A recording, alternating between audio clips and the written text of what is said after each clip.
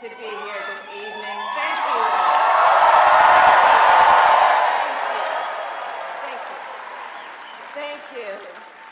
And it's great to be with just this incredible group of leaders, including, of course, Ben Wickler, chair of the Wisconsin Democratic Party. There he is, Ben.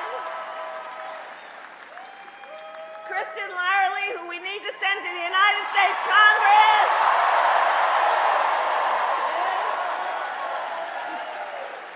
And Green Bay, let's re-elect someone who has spent her career fighting for Wisconsin families and manufacturing right here in Wisconsin, your Senator Tammy Baldwin.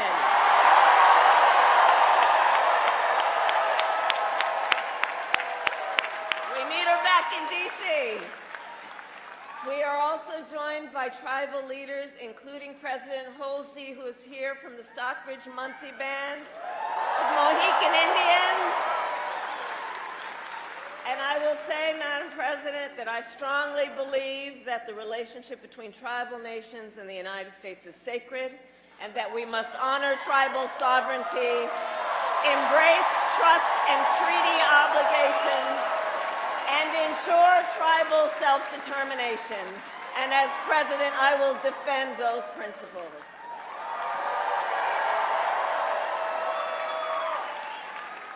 All right, Green Bay. So, Green Bay, we have 19 days until Election Day. 19 days. So we are entering the home stretch. And this is going to be a tight race until the very end. Look, we are the underdog, and that's why we are, and I am campaigning to earn every single vote, because I intend to be a president for all Americans.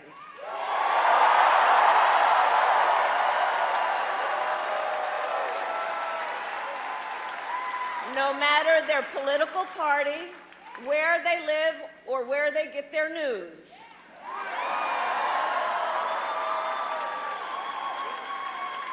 On that point, last night you may have seen that I went on Fox News.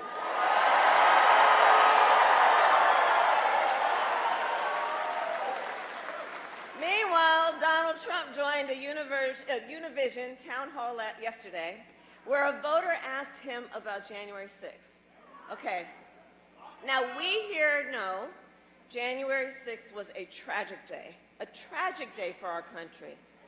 It was a day of terrible violence with attacks on law enforcement. 140 law enforcement officers were injured that day. Law enforcement officers were killed that day. And what did Donald Trump say last night about January 6th? He called it, quote, a day of love.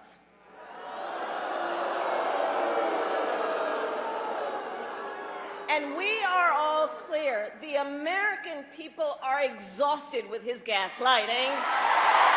Exhausted. Enough. Enough. We are ready to turn the page. Turn the page.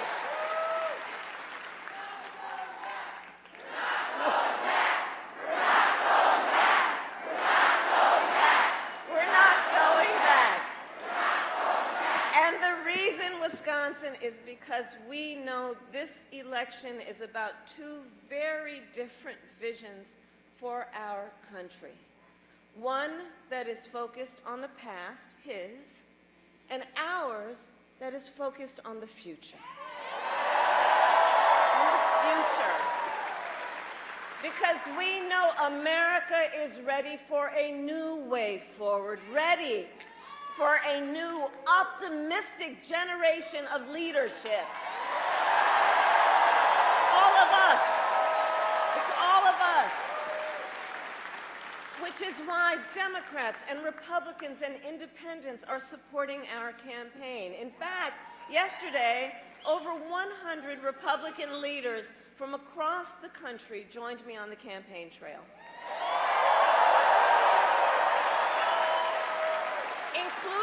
Including some who had previously served in Trump's administration. And I believe it is because America wants a president who will serve on behalf of all the American people. And that has been the story of my entire career. My entire career, I've only ever had one client, the people. The people.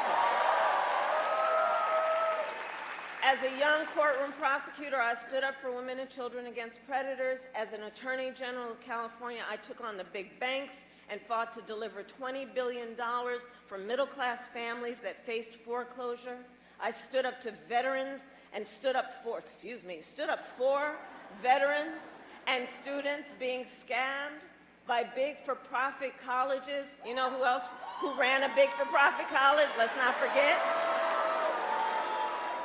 And I stood up for those veterans and students who were being scammed by for-profit colleges that were trying to rip them from their dreams and charge them, producing nothing in return. I have stood up for workers who have been cheated out of the wages they were due. I have stood up for seniors who are facing elder abuse, and as president, I will always fight for the American people.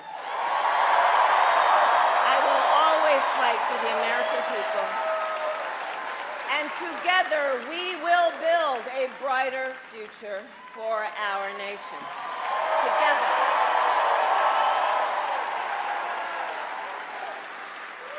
And it's a future where we build what I call an opportunity economy, where America has an opportunity to do for our people what we know is part of our ambition, our dreams, our aspirations. An opportunity economy where everyone has an opportunity to own a home, to build wealth, to start a business. Under my plan, we will bring down the cost of housing, including with a $25,000 down payment assistance so you can just get your foot in the door. You'll do the hard work of saving up and paying that mortgage, but let's be honest. You know, the American dream, well, that was real for generations past, but not so much within the reach of people right now. And we got to deal with the real challenges that people are facing right now if we're going to invest in the future. Part of my plan is about helping entrepreneurs start and grow small businesses.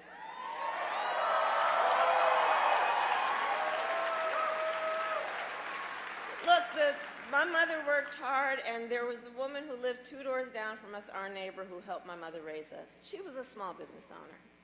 I know who our small business owners are. You are not only business leaders, you are community leaders, you are civic leaders, and it is our small businesses who are the backbone of America's economy. I know that to be true. Do we have any small business owners here tonight? Raise your hand. Yeah.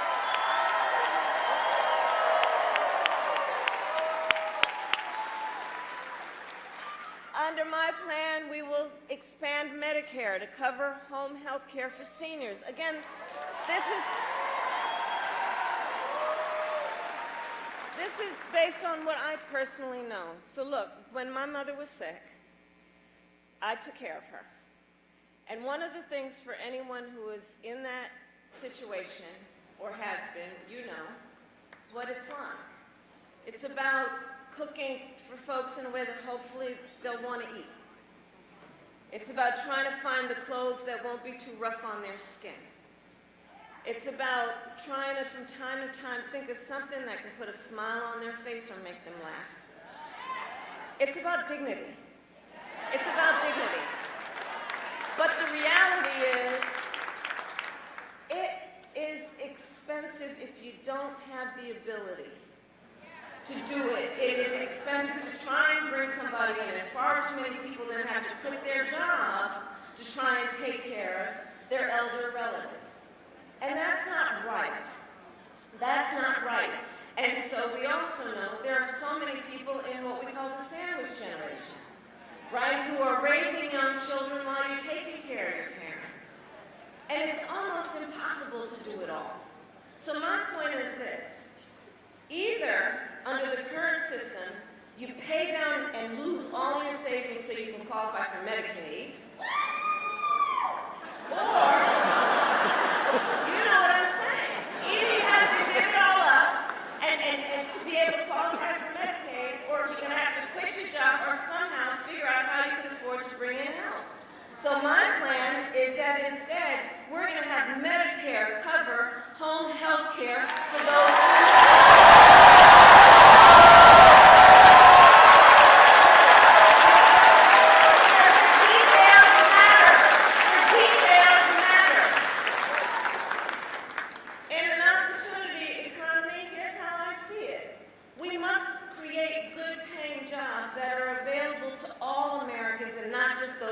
college degrees. Because here's the thing, a college degree is not the only measure of the skills and experience of a qualified worker.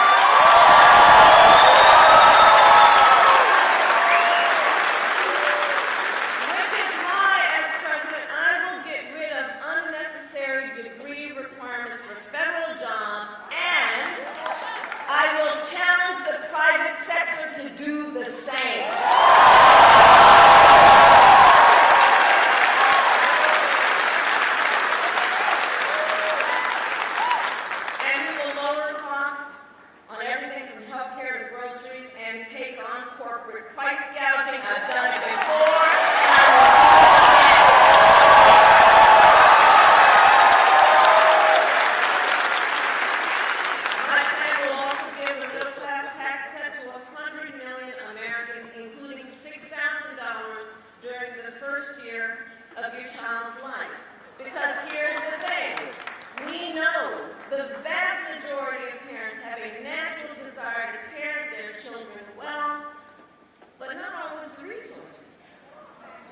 And that shouldn't be the thing that gets in the way of giving a child all that we know parents have to give. And the $6,000 by extending that child tax credit, that's what's going to help. You buy a crib or a car seat and all the things that that child needs during that most critical phase of their development. And I've shared with you some of these details to say this. I will always put the middle class and working families first.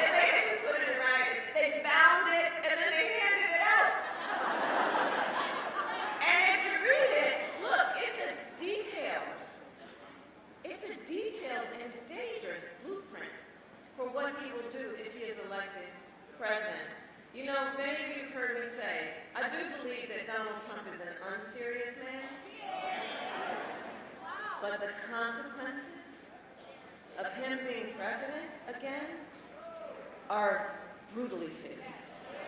Brutally serious.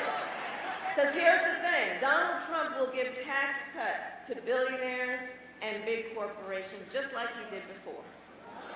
He will cut Social Security and Medicare and get rid of the $35 cap on insulin for seniors. Check this out when you look at Project 2025. He will make it easier for companies to deny overtime pay for workers.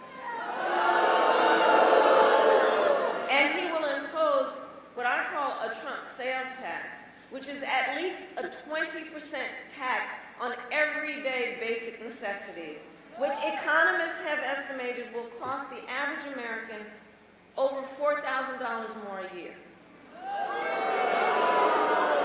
And on top of all of this, Donald Trump intends to end the Affordable Care Act. And he has no plan to replace it. So you watch the debate. He has, quote, concepts of a plan.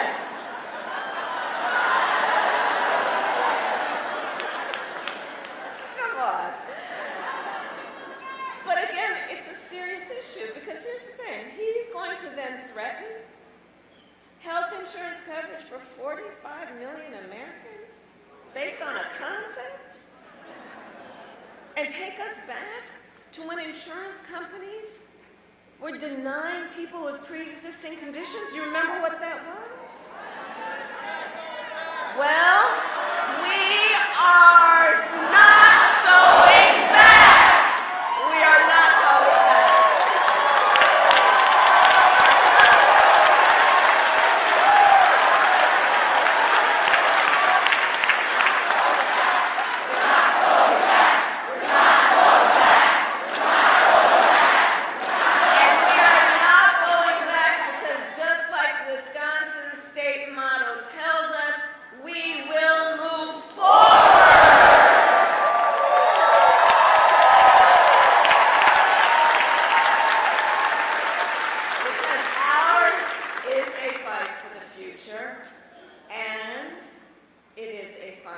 freedom.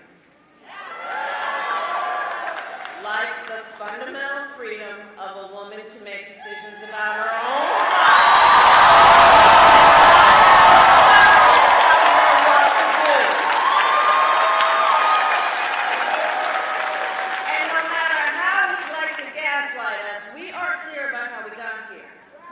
Donald Trump hand-selected 3 members of the United States Supreme Court with the intention that they would undo the protections of Roe v. Wade, and they did as he intended. And now in America, 1 in 3 women live in a state with a Trump abortion ban.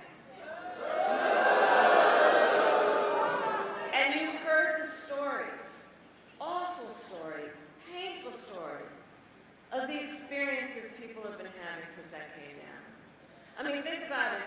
Some of these states, there's no exception even for rape or incest, which means telling a survivor of a violation to their body that they have no right to make a decision about what happens to their body next. That's immoral. That's immoral. And let us agree, one does not have to abandon their faith or deeply held beliefs to agree the government should not be telling her what to do.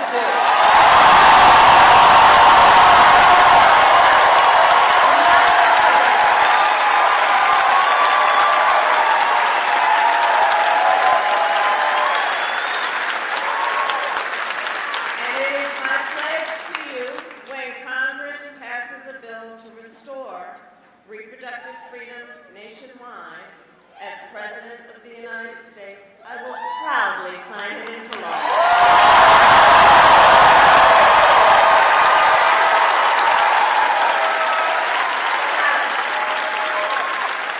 That's why you got to get Tammy back to the Senate, by the way. Now, Donald Trump has a very different view on reproductive freedom. And he refuses continuously to acknowledge the harm he has caused. See for yourself. Let's roll the clip. I will protect women at a level never seen before. You will be protected, and I will be your protector. You will no longer be thinking about abortion. Everybody wanted it, and I did it. It was for 54 years they were trying to get Roe v. Wade terminated, and I did it. So the women thing, I did a great thing long term.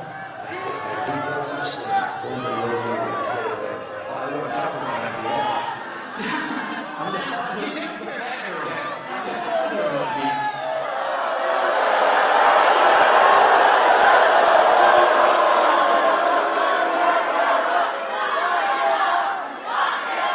Okay.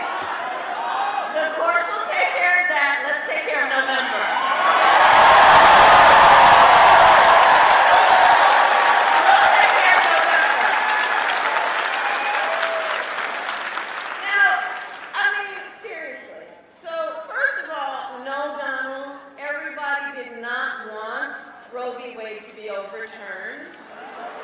Women are dying of sepsis because they cannot get the health care they need. They did not want this. Couples just trying to grow their family are being cut off in the middle of IVF treatments. They did not want this. And now, I mean, it just gets more unbelievable sometimes. And now the man calls himself the father of IVF. I mean, what does that even mean?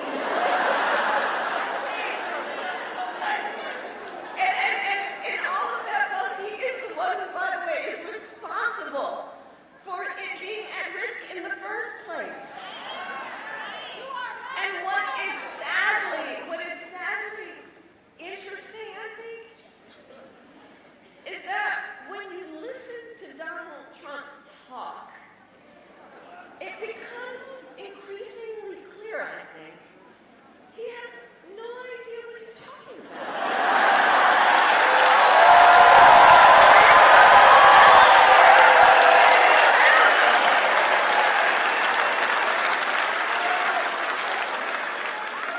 And across our nation, again, because this is serious, right? You know, this is why you all are here.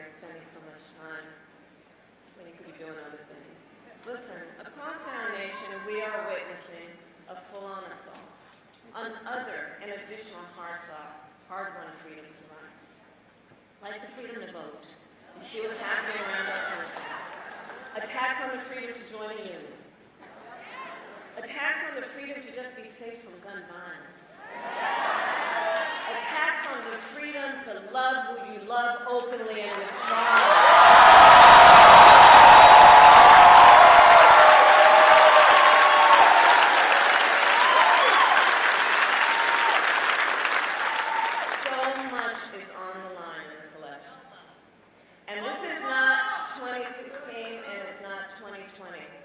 The stakes are even higher because a few months ago, the Supreme Court told the former president that he is effectively immune no matter what he does in the White House. Now, just imagine Donald Trump with no guardrails.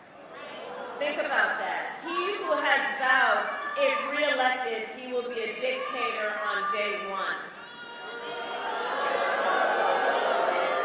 That he will weaponize the Department of Justice against his political enemies. He who calls Americans who disagree with him the enemy from within, and says that if reelected, he would use the military to go after them. He who has called for the, quote, termination of the Constitution of the United States. And let us be very clear. Someone who suggests we should terminate the Constitution of the United States should never again stand behind the seal of the President of the United States.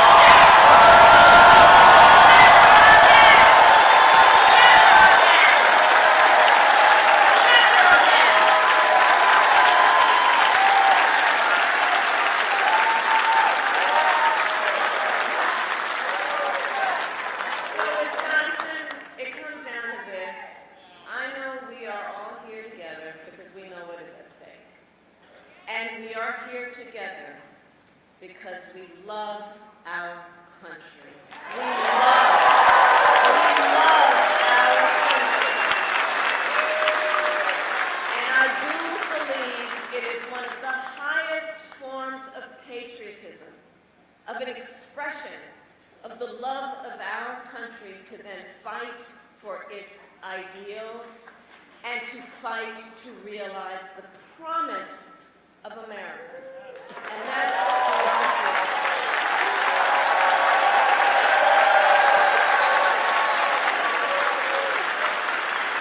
So election day is in 19 days. And here in Wisconsin, early voting starts next Tuesday, October 22nd. So now is the time to make your plan to vote. And if you have received your ballot in the mail, please do not wait. Fill it out and return it today. And remember, Wisconsin has same-day voter registration. So